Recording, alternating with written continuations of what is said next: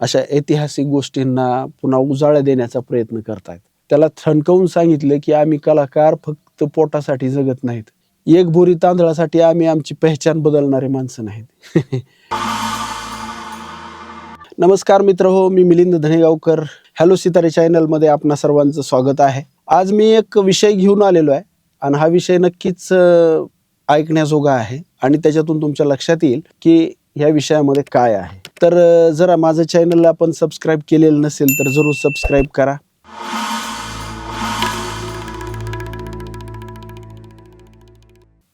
आता आजचा जो विषय आहे तो एका विषयावरून निघाला. सर्वप्रथम इथलचे इंग्रजांचे गुलाम आहेत. या सर्व इंग्रज गुलामांना त्यांच्या नवीन वर्षाच्या हार्दिक शुभेच्छा देतो. मला खूप खूप शुभेच्छा आल्या, धन्यवाद मानतो. परंतु हे माझं वर्ष नाही. मी भारतीय आहे.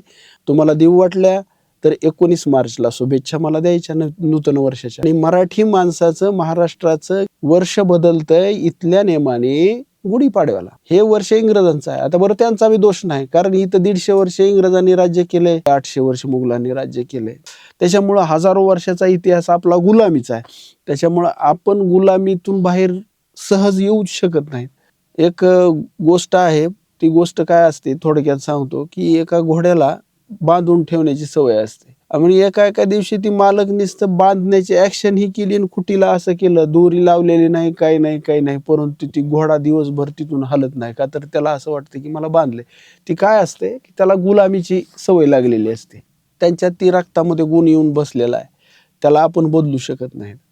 म्हणून आजही ते इंग्रज पळूनही गेले, 70-75 वर्ष होऊ लागलं, तरीही आपण त्यांचं वर्ष इथं साजरे करतो. आता मला सांगा, 12 वाजताचा नियम 12 वाजता वर्ष बदलते. अरे 12 वाजता आपल्याकडे उजडते का? अरे त्यांनी 12चा नियम इथं का लागू केला ही लक्षात घ्या ना. कारण 12 वाजता संध्याकाळच्या तिकडं उजडतंय. आपल्याकडे त्यावेळेस हे 12 वाजलेले असते. त्यावेळेस त्यांच्या देशामध्ये त्या टायमिंगला उजडलेला असते, दिवस निघलेला असतो, दिवसाची सुरुवात झालेली असते.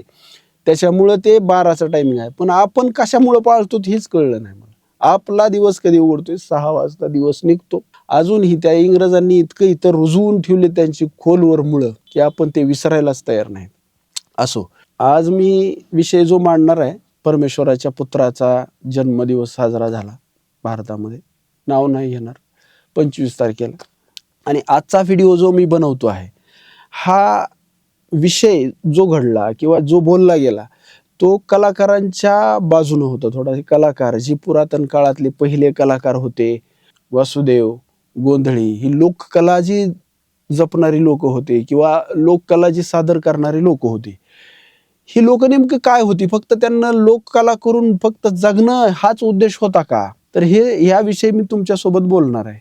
की कालच्या त्या दरम्यान मी म्हणलं, अरे काय चालू आहे मित्राला माझ्या? काय नाही म्हणला, आपलं असा सण असतो 25 तारखेला आमच्या देवाचा, परमेश्वराच्या पुत्राचा जन्मदिवस असते. चांगली गोष्ट आहे बाबा, म्हणलं कर, काही अडचण नाही. परंतु तो तिथं थांबलाच नाही. तिथं ते पुढं काय म्हणाय गेला की त्यांना तर सवयीच आहेत आपल्या संस्कृतीला नावं ठेवणं. काय तुमचं कल्चर, काय तुमचं, आपल्याच भारतात राहून आपल्या संस्कृतीमध्ये जन्म घेऊन तिकडची जी बहिणीला बहीण म्हणत नाहीत, माईला माय म्हणत नाहीत, मुलीला मुलगी म्हणत नाहीत, असं कल्चर असणारी लोक आपल्याला इथे येऊन शिकवतात. आता बघा, आता ते मला काय म्हणतात, काय तुमच्या इथे ते काय तुमचं कल्चरच मला आवडत नाही. म्हणलं तू कोण होता? तर मी जरी हिंदू असलो तरी मी आता जागा झालोय म्हणून, मी आता बदलून गेलोय, जरा दुसरीकडे गेलोय. अरे ठीक आहे म्हणलं, काय हरकत नाही. म्हणलं नेमकं काय आवडलं नाही तुला? तर काय तुमच्यामध्ये ह्या लोककला, ही लोक उगाच भीक मागत हिंडतात कलेच्या नावावर. म्हणलं कोण लोक हिंडतात? तर म्हणतो ते वासुदेव, गोंधळी, काय भिकारी सगळी संस्कृती आहे तुमची. तुमची सगळी संस्कृती भिकारीच आहे. काय ही गोंधळी, काय ही वासुदेव, हे काय, हे नेमके कोण आहेत? मग त्याला मी ठणकावून सांगितलं की बाबा, तुला अभ्यास नसला तर किमान बोलू तरी नको. याच्याहून तर आपल्याला लक्षात येतं की याला अभ्यास असता तर ह्यानं जागा बदलून दुसऱ्या जाग्यात गेलाच नसता ना. बरोबर आहे का? कारण त्याला अभ्यासच नाही, म्हणून त्याला ती थोताड वाटते. कलाकार हा फक्त पोटासाठीच कला सादर करत नाही बाळा. म्हणलं कलाकाराचं योगदान खूप मोठं आहे. छत्रपती शिवाजी महाराजांच्या काळामध्ये, धर्मवीर संभाजीराजांच्या काळामध्येही कलाकारांनी युद्धामध्ये आपलं योगदान दिलेलं आहे. ज्यावेळेस युद्धजन्य परिस्थिती असायची त्यावेळेमध्ये हे जे कलाकार लोक आहेत ते वेगवेगळे वेश धारण करायचे, वासुदेवाचा वेश धारण करायचे, कुणी गोंधळ्याचा वेश धारण करायचे आणि ती गोंधळ्यांची भाषा असायची, अशी हाताना अशी करायची. आजही आपण यात्रेमध्ये वगैरे बघत असतो बघा.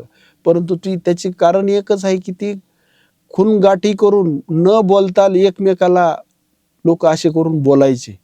तर तशी माणसं महाराजांसाठी कलाकार लोक तसल्या दुश्मनांच्या जबड्यामध्ये जाऊन दुश्मनाकडे हाती किती आहेत, घोडे किती आहेत, शस्त्रसाठा किती आहे, ही सगळी माहिती ही काढून यायचे आणि माहिती येऊन राजांना सांगायचे आणि त्याचा फायदा आपल्या सैनिकांना व्हायचा, मावळ्यांना व्हायचा. कलाकार हे फक्त मावळेच नव्हते शिवाजी महाराजांचे, ते गुप्तहेर मावळे होते आणि म्हणून कलाकारांना सुरुवातीपासून जनतेसाठी जनजागृतीचं काम केलंय आणि आजपर्यंत करते.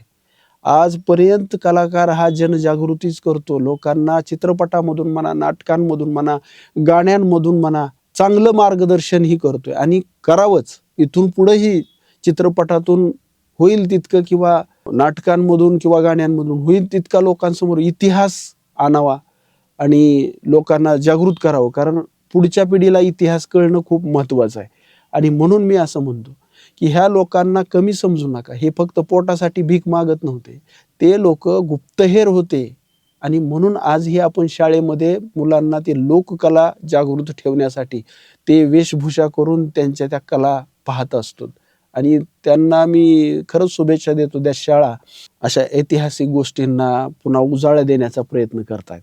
त्याला ठणकावून सांगितलं की आम्ही कलाकार फक्त पोटासाठी जगत नाहीत, एक बोरी तांदळासाठी आम्ही आमची पहचान बदलणारे माणसं नाहीत.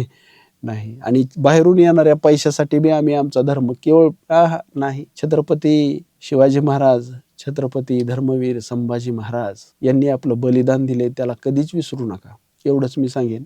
आणि त्यांना पहा आणि त्यांना आत्मसात करा, एवढंच म्हणेन.